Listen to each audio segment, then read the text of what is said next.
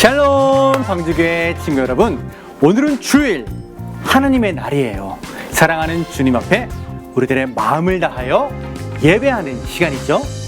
인내를 통해 소망의 항구로 인도하시는 우리 하나님을 찬양하도록 하겠습니다. 우리 다 같이 찬양하러 출발!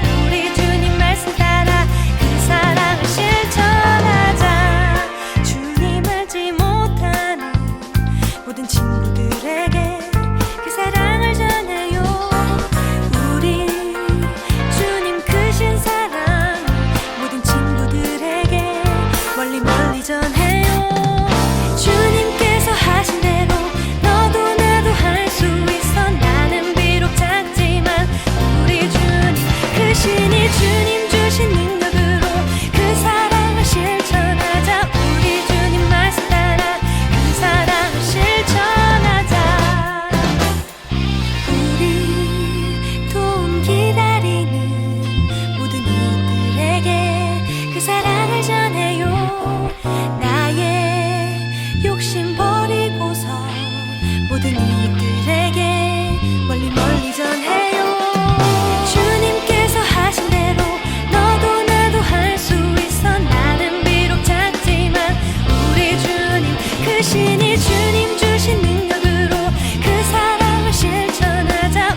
우리 주님 말씀 따라 그 사랑을 실천해. 주님께서 하신 대로 너도 나도 할 수 있어. 나는 비록 작지만 우리 주님 크시니 주님 주신 능력으로 그 사랑을 실천하자. 우리 주님 말씀 따라 그 사랑을 실천하자.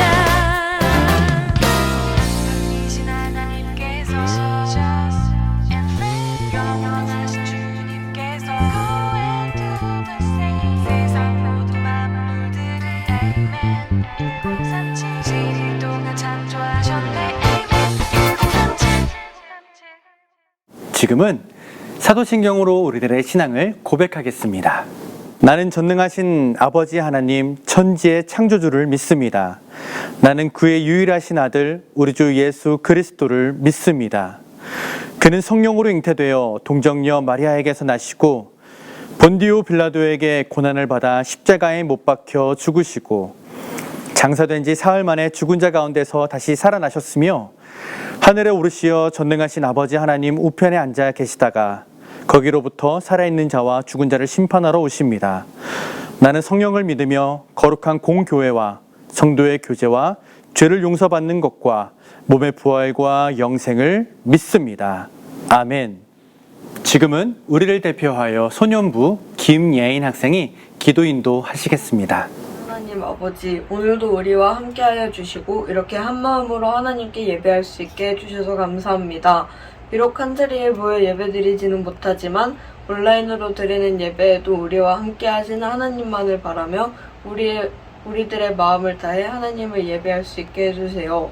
코로나 상황이 심각하지만 주여 하나님께서 하루속히 종식시켜 주실 줄 믿습니다. 그때까지 우리의 자리를 잘 지키게 도와주세요. 지금도 곳곳에서 복음을 위해 애쓰는 모든 이들과 세계 선교의 자리를 지켜주시고 우리 방주교회를 지켜주시고 담임 목사님과 모든 교육자, 모든 사역을 지켜주셔서 하나님을 위해 귀하게 쓰임받게 하시고 모든 순간 하나님의 함께하심을 경험하게 해주세요. 오늘 우리의 예배로 하나님 영광 받으시기를 원합니다. 예수님의 이름으로 기도했습니다. 아멘. 지금은 성경을 함께 보도록 하겠습니다. 구약 열왕기상 18장 38절의 말씀을 통합아동부의 김시원 학생이 봉독해 주시겠습니다. 이에 여호와의 불이 내려서 번제물과 나무와 돌과 흙을 태우고 또 도랑의 물을 핥은지라. 아멘. 사랑하는 친구들 안녕. 지난주 성경학교를 마치고 그동안 잘 지냈나요?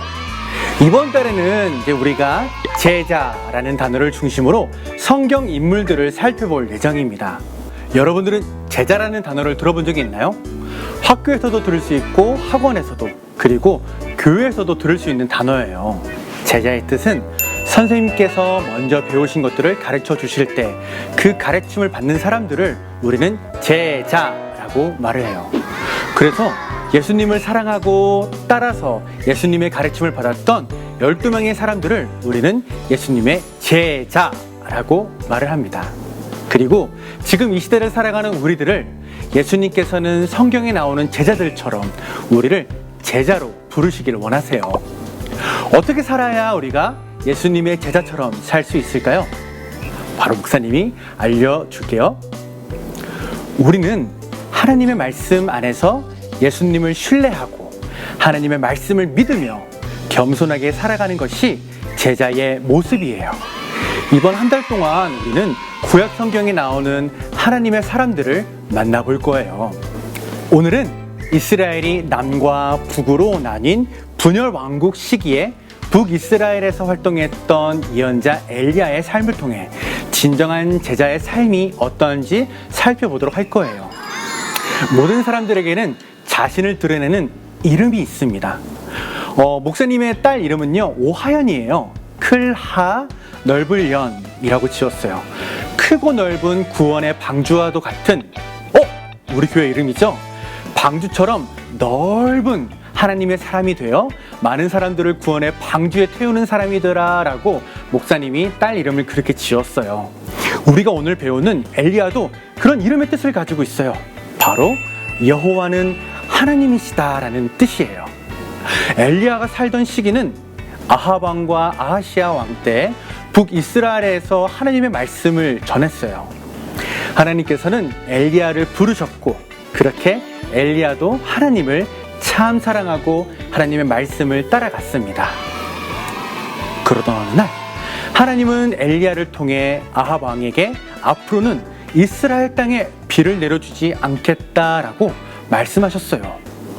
왜냐하면 아합 왕은 그의 아내 이세벨과 함께 북이스라엘의 수도였던 사마리아에 우상 바알을 섬기는 신전을 지으면서 우상을 예배했던 죄를 아주 많이 지은 왕이었거든요.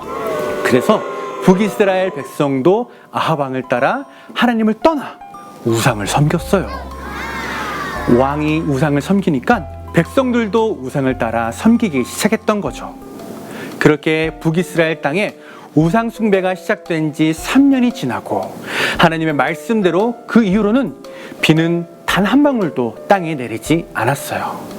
그렇게 3년이라는 시간 동안 비가 오지 않았고 북이스라엘에는 큰 가뭄이 들기 시작했어요. 그렇게 3년이 지난 어느 날 하나님이 엘리야에게 이 땅에 비가 올 것이다 라는 말씀을 아합 왕에게 전하라고 명령하셨어요. 엘리야는 하나님의 말씀대로 아합 왕에게 갑니다. 3년 동안 비를 구경하지 못했던 아합 왕은 화가 단단히 나 있었어요.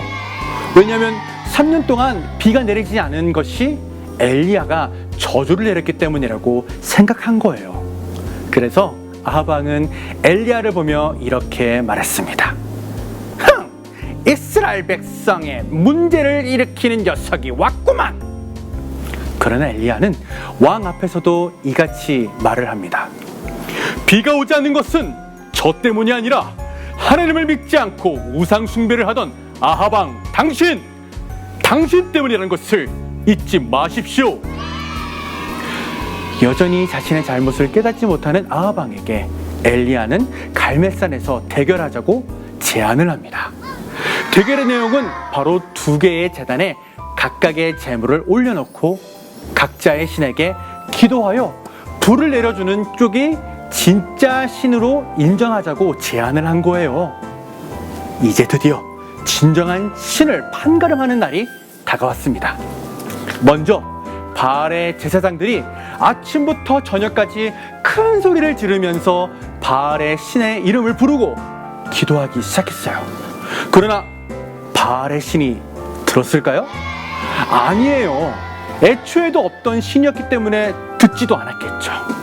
그것도 모르고 바알의 제사장들은 제단 주위를 미친 듯이 날뛰며 칼과 창으로 자기들의 몸을 찌르고 피를 흘리며 기도했어요. 바알 신이 이렇게 기도하면 좋아할 줄 알았나 봐요. 그러나 아무 일도 일어나지 않았어요. 이 일이 있은 후에 이번에는 엘리야가 12개의 돌을 가져다가 여호와의 제단을 쌓기 시작했어요. 그리고 엘리야는 4개의 항아리에 물을 채워 3번이나 반복해서 제단에 물을 붓게 했어요. 여러분, 바짝 마른 나무에 불을 붙이는 게 쉬울까요?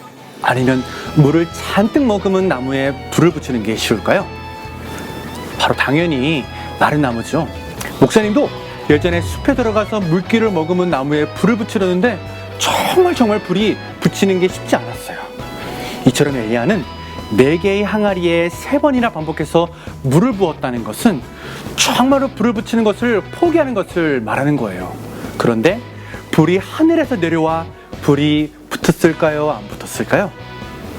엘리야는 이렇게 말도 안 되는 어렵고 힘든 상황 속에서도 우리는 할 수 없지만 하나님을 하실 수 있다는 것을 믿음으로 그리고 온전히 신뢰함으로 믿고 하나님께 나아가 기도했어요. 바로 그때였어요.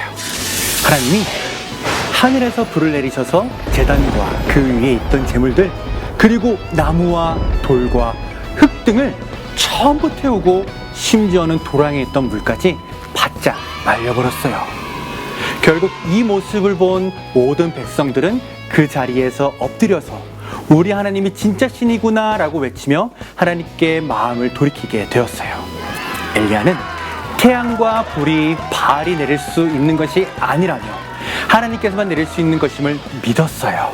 그래서 엘리야는 물에 젖어 있는 나무를 태우실 수 있는 분이 바로 하나님 한 분이라는 것을 확신했어요. 그래서 그 사실을 증명하기 위해 믿음을 가지고 제단과 나무에 물을 부은 것이었죠. 결국 모든 이스라엘 백성으로부터 여호와 하나님만이 진짜 신이라는 믿음의 고백을 할 수 있도록 놀라운 믿음의 행동을 할 수 있었던 거예요. 사랑하는 친구 여러분, 우리 삶 속에서도 바알과 같이 우상 숭배를 할 수 있는 여러 가지 부분들이 있을 수 있어요. 우상 숭배라는 것은 굳이 바알 신에게 무릎을 꿇고 절을 하고 기도하는 것만이 아니에요. 바로 하나님보다 더 사랑하는 것이 우리의 우상이 될 수 있다는 거예요. 어떤 친구들에게는 스마트폰을 너무 오래 해서 하나님을 생각하는 시간을 놓친다든지, 다른 친구들에게는 연예인들, 또 어떤 친구들에게는 돈이, 어떤 친구들에게는 힘과 여러 가지의 권력들이 우상으로 삼고 살아갈 수 있는 친구들이 있을 수 있다는 거예요. 목사님이 처음에도 말했던 것처럼 하나님은 이러한 현실 속에서도 엘리야와도 같은 하나님의 사람들을, 즉 제자를 부르시고 있습니다. 이러한 시대에 제자로 교회를 다니는 성도로 살아간다는 것은 바보 같아 보이고 합리적이지 않은 것처럼 보일 수 있지만, 결국에는 믿음으로 사는 성도가 이 세상에서 승리한다는 것을 오늘의 엘리야가 우리들에게 보여주고 있어요. 사랑하는 친구, 우리 모든 친구들, 이 세대 속에서 하나님을 사랑하고 성경의 말씀대로 살려고 노력하는 제자의 삶을 살아갈 때에 여러분들을 통하여서 더욱 아름다운 하나님의 나라가 우리의 삶 속에서 이루어질 줄 믿습니다. 같이 함께 기도할까요? 사랑하는 하나님, 우리를 엘리야처럼 제자의 삶으로 불러주심을 감사합니다. 요즘에는 스마트폰도 있고 유튜브로 재미있는 영상도 많이 볼 수 있는 시대이지만, 우리가 믿음으로 하나님의 말씀을 따라 제자의 삶을 산다는 것은 쉽지 않음을 알 수 있어요.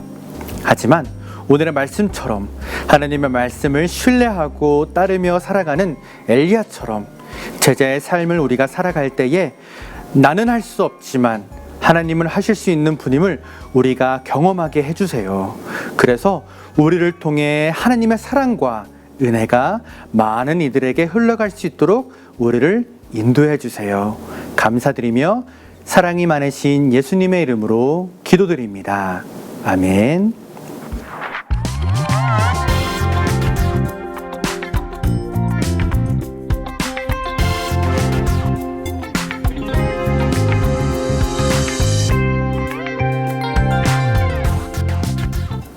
주기도문으로 오늘의 예배를 마치도록 하겠습니다. 하늘에 계신 우리 아버지, 아버지의 이름을 거룩하게 하시며 아버지의 나라가 오게 하시며 아버지의 뜻이 하늘에서와 같이 땅에서도 이루어지게 하소서. 오늘 우리에게 일용할 양식을 주시고 우리가 우리에게 잘못한 사람을 용서하여 준 것 같이 우리 죄를 용서하여 주시고 우리를 시험에 빠지지 않게 하시고 악에서 구하소서. 나라와 권능과 영광이 영원히 아버지의 것입니다. 아멘.